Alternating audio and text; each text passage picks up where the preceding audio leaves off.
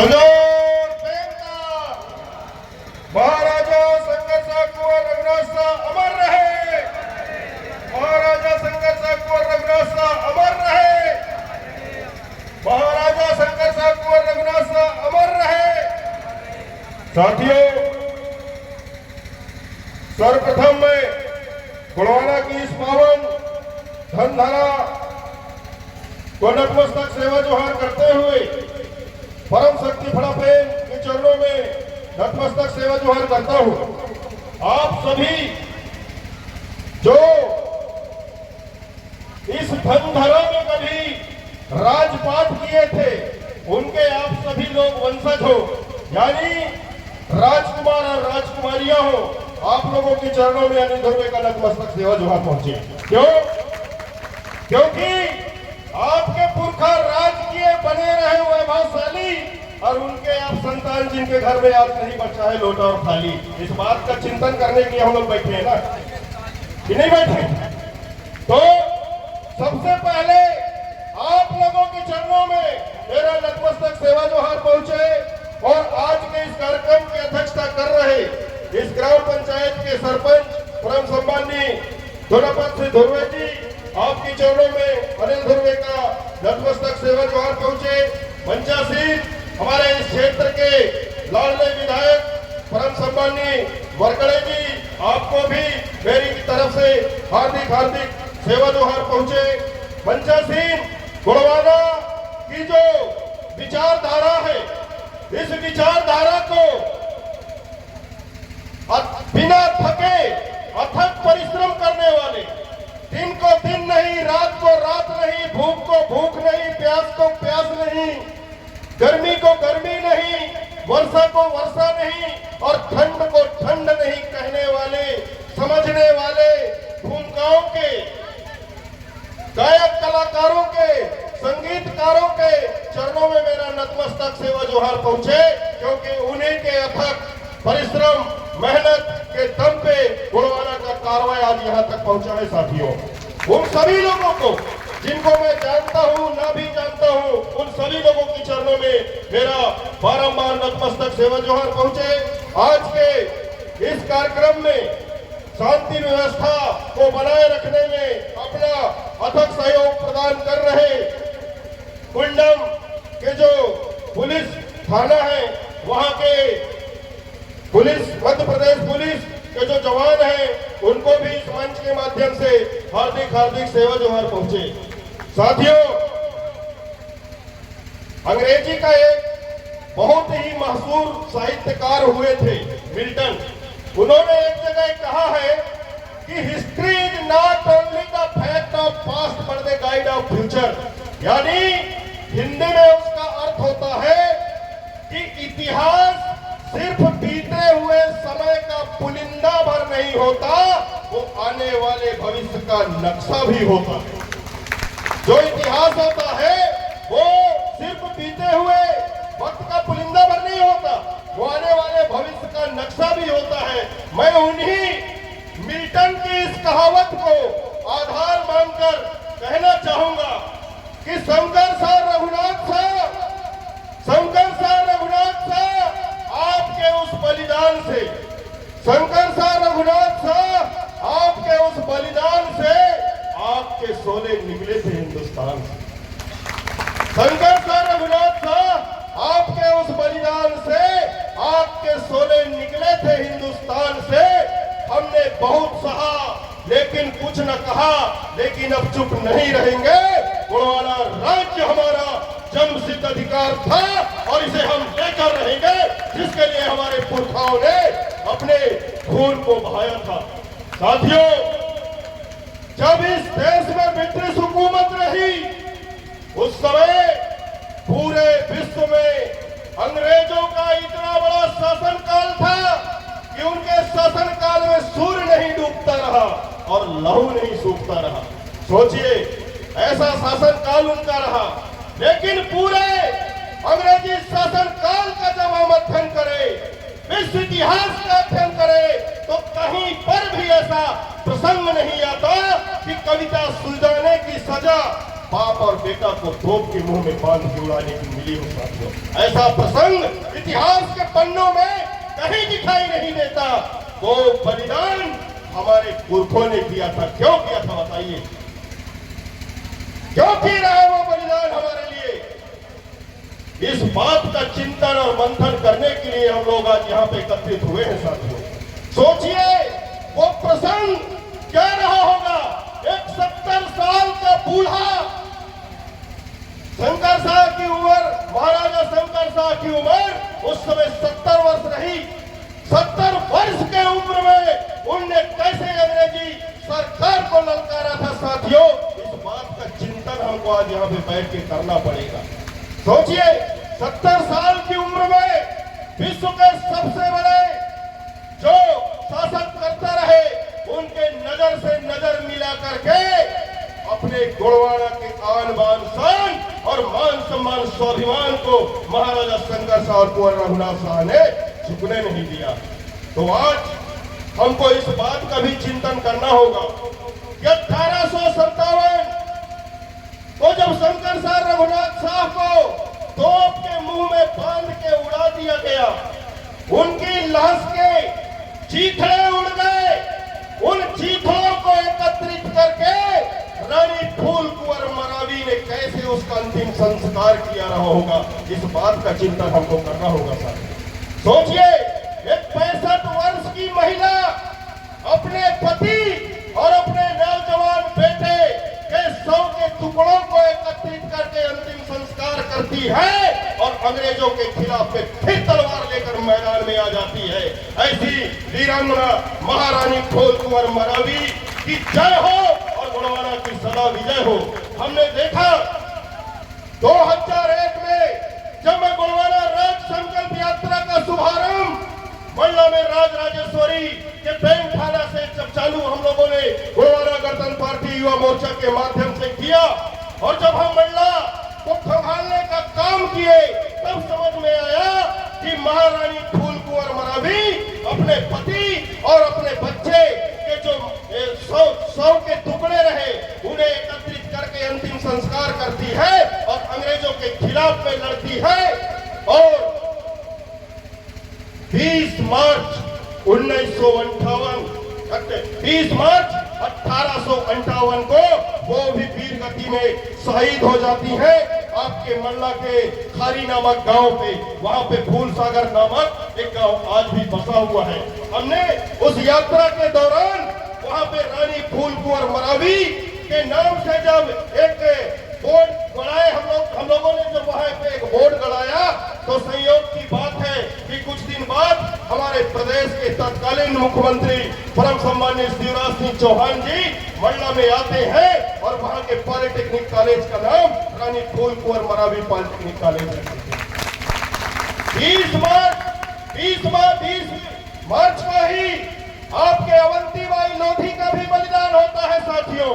लोधी समाज के लोग जागरूक रहे, उन्होंने अवंतीबाई का प्रतिमा जगह जगह पर बनवा दिया और हम लोग एक रानी फूल कुंवर मरावी का प्रतिमा नहीं बनवा पाए।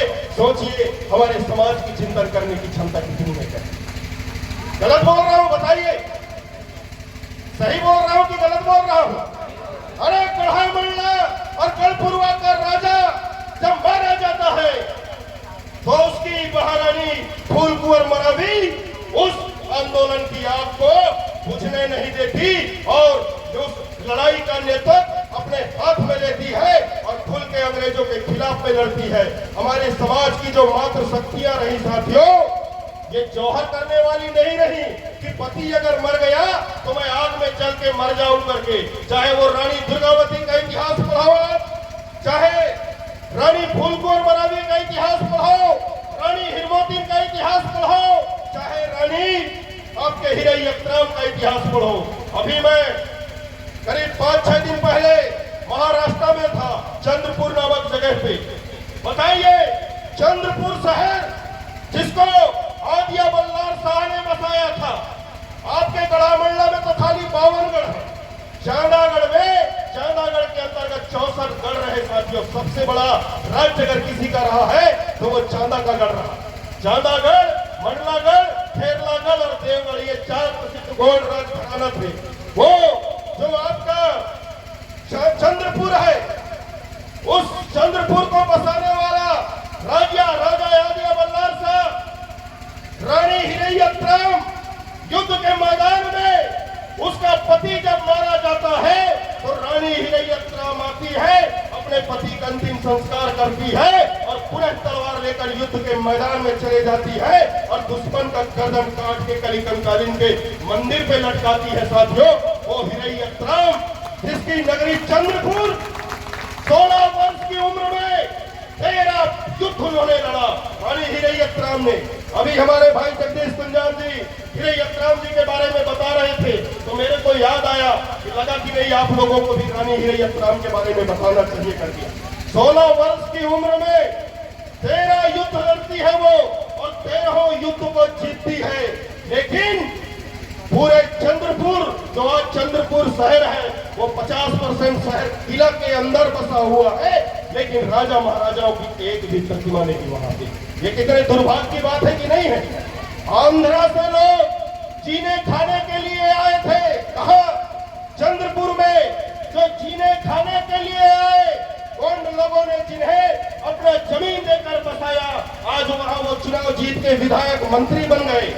वो लोग अपने माता जी के नाम पे जब वहां पे स्मारक बनाने का काम किया तो समाज के जागरूक लोगों ने उसका विरोध किया, तब जाकर आज वहां पे रानी हिरैयतराम जी का एक भव्य स्मारक और आपके आदिया बल्लार शाह का वहां पे भव्य स्मारक बनने वाला है।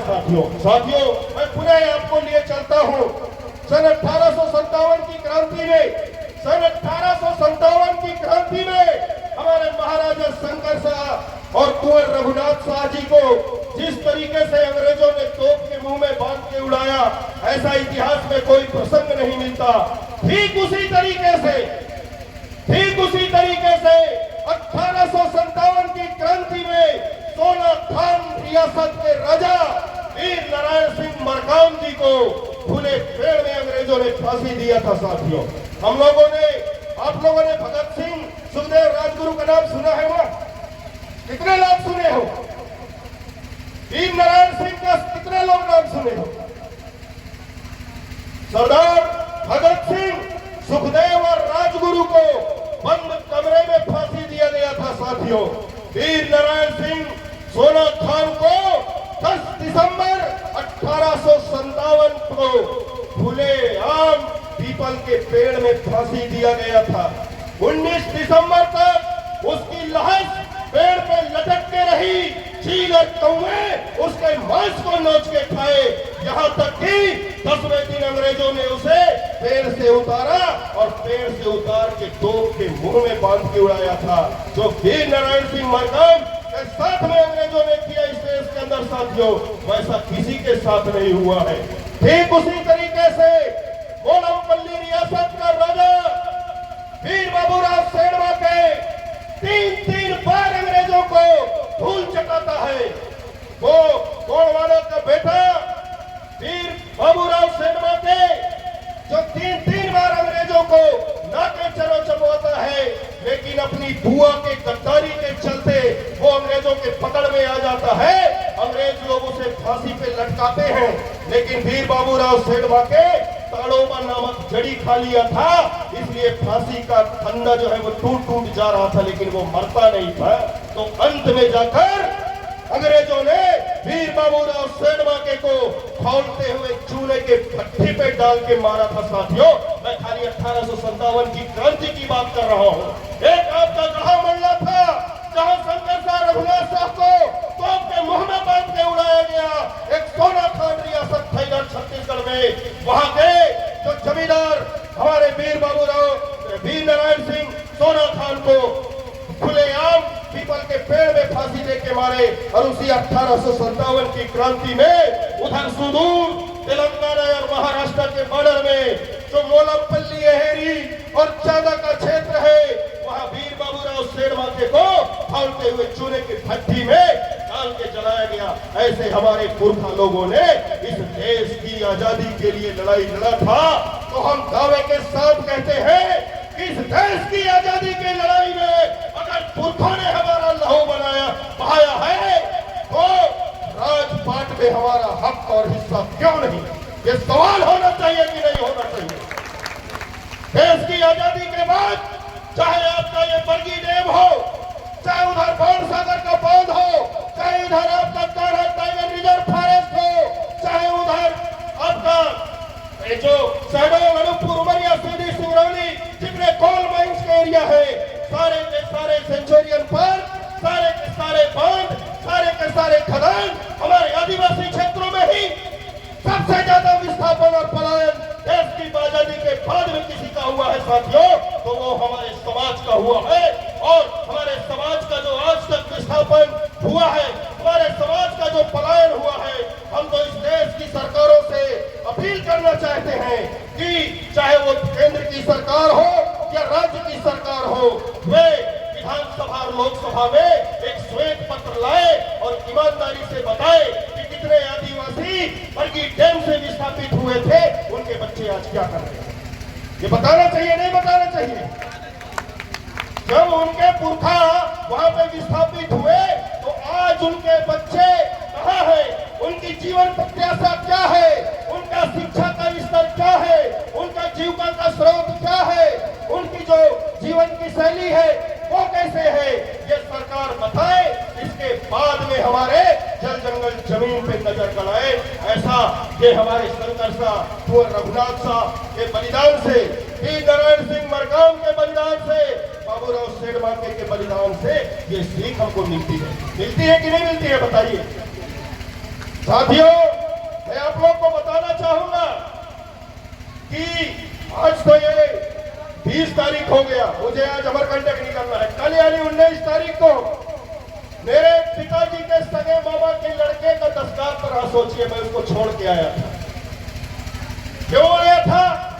क्योंकि जो दादा हीरा सिंह मरकाम ने कहा था कि जिस समाज ने तुमको जन्म दिया है, जिस माँ का तुमने दूध पिया है, जिस समाज ने तुमको गोदी में खेला कूदा के बड़ा किया है, जो समाज अपनी बहन बेटी को तुम्हारे साथ में शादी किया है, और जब मर जाओगे तो वही समाज तुमको कंधा देगा, वो समाज के तुम कर्जदार हो। ये जो दादा ने कहा था, तो मुझे लगता है कि उस कर्जा को तो मैं नहीं छूट सकता, लेकिन जब तक जिंदा रहूंगा इस कर्जा को छूटने का प्रयास करूंगा। और ये प्रयास आप हम सबको मिलकर करना पड़ेगा। हम सब लोगों की जिम्मेदारी बनती है कि हम इस समाज का जो सामाजिक कर्जा है उस कर्जा को छूटे, और समाज का कर्जा हम समाज की सेवा करके ही उतर सकते हैं साथियों। हम चाहे बड़े बड़े पदाधिकारी, चाहे आपका थानेदार हो, चौकीदार हो, चाहे आप एसपी, कलेक्टर, तहसीलदार बन जाओ, विधायक, सांसद, मंत्री बन जाओ, ये आपका व्यक्तिगत उपलब्धि है कि नहीं है? किसी का तहसीलदार बन जाना, विधायक बन जाना, सांसद बन जाना, मंत्री बन जाना उनका व्यक्तिगत उपलब्धि है कि नहीं है? अगर ये कोई चीज आप बन गए तो वो आपकी व्यक्तिगत उपलब्धि है। आपकी सामाजिक उपलब्धि तब होगी जब आपका समाज भी आपके जैसे खड़े होकर अपने हक और अधिकार को प्राप्त करेगा, तब हम कहेंगे कि हमने समाज में कुछ किया है। नहीं, व्यक्तिगत उपलब्धि तो बहुत लोग करते हैं, हम दो हमारे दो, समाज को भाड़ में जाने दो, यही तो चला है अभी तक ना, कि नहीं चला है? बताइए, इतना बड़ा समाज, हमें ताज्जुब होता है। गंगा नदी के किनारे से आप चलो तो सुदूर दक्षिण के गोदावरी और कावेरी नदी के किनारे तक, इधर आपके स्वर्ण रेखा नदी के किनारे तक सबसे बड़ी आबादी किसी की है तो गुड़वाना के मूल निवासियों की है साथी। सबसे बड़ी आबादी गुड़वाना के मूल निवासियों की आबादी। इतिहास को देखें तो गुड़वाना का इतिहास ऐश्वर्यशाली इतिहास, 750 वर्षों तक राज करने का इतिहास, सोने के सिक्के चलाने का इतिहास, जिनके राज में चोर उचक्के नहीं हुआ करते थे। ऐसा गौरवशाली, वैभवशाली, ऐश्वर्यशाली इतिहास किसका? गुड़वाना का। लेकिन वर्तमान देखो तो क्या है? क्या है वर्तमान? जो समाज, धान को पैदा करने वाला समाज आज वो 5 किलो राशन की लाइन में लगा है। ये है हकीकत साथियों, हमारा है कि नहीं है? साथियों, दादा मरकाम का जो ये आंदोलन है, ये आंदोलन स्वाभिमान को जगाने का ये आंदोलन है, जिसका स्वाभिमान जग गया, जो समाज अपने पुरखों के इतिहास को पढ़ लिया, जिस समाज को उनके पुरखों के स्वाभिमान, उनके पुरखों के शौर्य से, साहस से, संघर्ष से और उनके बलिदान से जिस समाज को ऊर्जा मिलती है, वो समाज स्वाभिमानी होता है। और स्वाभिमानी समाज अपने हक और अधिकार को किसी के छाती पे चढ़कर लेने की क्षमता रखता है साथियों, वो भीख नहीं मांगता। इसलिए दादा मरकाम ने कहा था, अधिकार हमारे जीने के, अधिकार हमारे जीने के, अधिकार हमारे जीने के। दादा हीरा सिंह मरकाम का कहना था, शेर जैसे रहना है। दादा मरकाम का कहना है, दादा मरकाम का कहना है। अरे हमारे पुरखा बताइए, जंगल में 4 पैर वाले शेर को खदेड़ के मारते रहे कि नहीं मारते? मारते रहे नहीं मारते? आज इतना डरपोक हमारा समाज क्यों हो गया? मेरे को यही बात समझ में नहीं आ रहा। अरे जो समाज जंगल के अंदर जंगल के राजा को खदेड़ के लाठी से मारता रहा, उसका डीएनए इतना कमजोर कैसे हो गया? इस बात का चिंतन करना पड़ेगा साथियों। जो ये गुणवाड़ा आंदोलन है, जो आपके शरीर में, जो आपके पुरखों का बीज है, जिस बीज में वीरता का भाव है, उस वीरता के भाव को जगाने के लिए ये गुणवाड़ा आंदोलन चल रहा है साथियों। और आप लोग अगर अपने धर्म सत्ता को पकड़ लिए, जकड़ लिए, तो अर्थ सत्ता आपकी गुलामी करेगी। और जब धर्म सत्ता, अर्थ सत्ता आपके मुट्ठी में रहेगा, तो राजनीतिक सत्ता आपके चरणों की दासी रहेगी साथियों। ये मैं दावे के साथ कहता हूँ।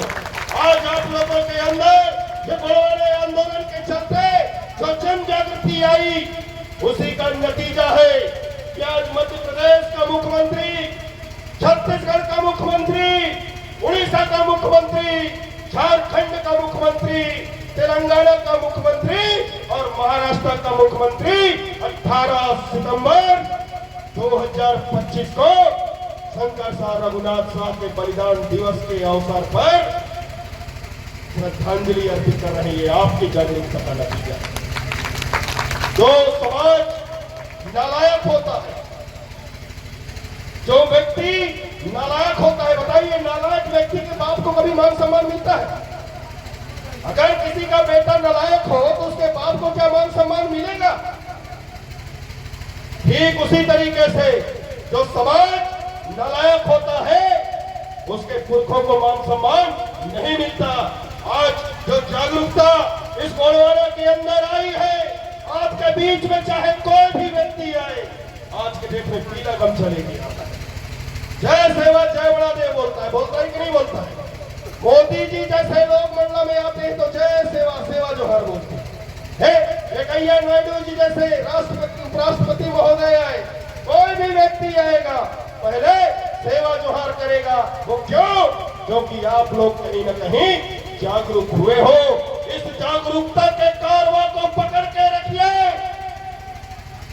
एक दिन ये राज सत्ता भी आपके हाथ में रहेगी साथियों। ये मैं दावे के साथ कहता हूं।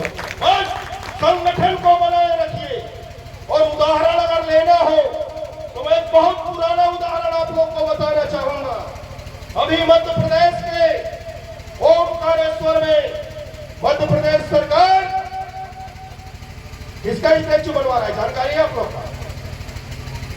आदि गुरु शंकराचार्य की स्टैचू वो लोग बनवा रहे हैं। आदि गुरु शंकराचार्य के बारे में एक बात बताऊं, बहुत ही रोचक चीज है। और जो गुणवाड़ा आंदोलन से जुड़े हुए मेरे युवा साथी हैं, गुणवाड़ा आंदोलन में वर्षों से काम करने वाले मेरे से जो बुजुर्ग लोग हैं, उन लोगों को मैं ये प्रसंग को बताना बहुत ही जरूरी समझता हूं साथियों। क्यों? क्योंकि हमको सीखना चाहिए दूसरे लोगों से। आदि गुरु शंकराचार्य जब संन्यास ग्रहण करके भारत भ्रमण के लिए निकलता है तो अपनी मां को वो वचन दिया था कि आपके अंतिम संस्कार में मैं जरूर आऊंगा। जब आदि गुरु शंकराचार्य की मां की मृत्यु होती है और आदि गुरु शंकराचार्य जब अपने घर में जाता है तो ब्राह्मण लोगों ने उसे अपने ब्राह्मण धर्म से अलग कर दिया था। ये जानकारी क्या आप लोग को है जानकारी? ब्राह्मण लोगों ने उसे अपने ब्राह्मण धर्म से अलग कर दिया था, यहां तक कि उसकी मां के लाश को तक किसी ब्राह्मण ने छूने से इनकार कर दिया था। उस समय आदि गुरु शंकराचार्य ने तलवार से अपनी मां के 3 टुकड़े करके उसका अंतिम संस्कार किया। इतना होने के बावजूद भी आदि गुरु शंकराचार्य ने ब्राह्मण धर्म के खिलाफ में एक भी शब्द नहीं बोला। एक भी शब्द वो ब्राह्मण धर्म के खिलाफ में नहीं बोला और पूरे भारत को घूमकर चारों दिशाओं में 4 मठों की स्थापना शंकराचार्य ने किया। जिन ब्राह्मणों ने उसके समाज से बाहर कर दिया, उसकी मां के 100 को छूने से इनकार कर दिया, वो उसे ब्राह्मण धर्म से निकाल दिया, लेकिन आदि गुरु शंकराचार्य ने ब्राह्मण धर्म के खिलाफ में एक भी शब्द नहीं बोला। इसलिए आज जो केरला है वहां मलयालमी जो ब्राह्मण है जिन्हें नंदूरी पाद ब्राह्मण बोलते हैं, वो आज भी आदि गुरु शंकराचार्य की याद में किसी व्यक्ति की मृत्यु होती है उसके शरीर में 3 निशान लगा के उसका अंतिम संस्कार करते हैं। बताइए उसके समाज के लोगों ने उसके साथ क्या किया, लेकिन वो समाज के खिलाफ में नहीं बोला। और हमारे लोगों के बीच में तो भाई भाई के बीच में थोड़ा 1-2 इंच जमीन की बात आती है तो तलवार और फिर डंडा गाड़ा फांसा निकल जाता है कि नहीं निकल जाता है? संगठन में काम करते हैं तो 4 बातें नीचे ऊपर हो जाती है तो लोग संगठन को छोड़ देते हैं और संगठन को गाली देना चालू कर देते हैं। गलत बोल रहा हूं? बताइए कितना अच्छा प्रसंग है उसका।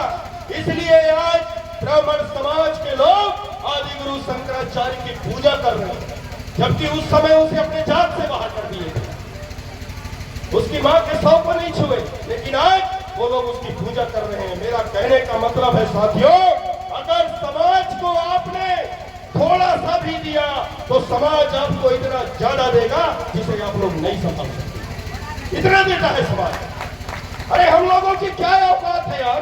मैं भी एक साधारण किसान का लड़का हूँ, कोई बड़े घर का नहीं हूँ, साधारण किसान का लड़का हूँ मैं।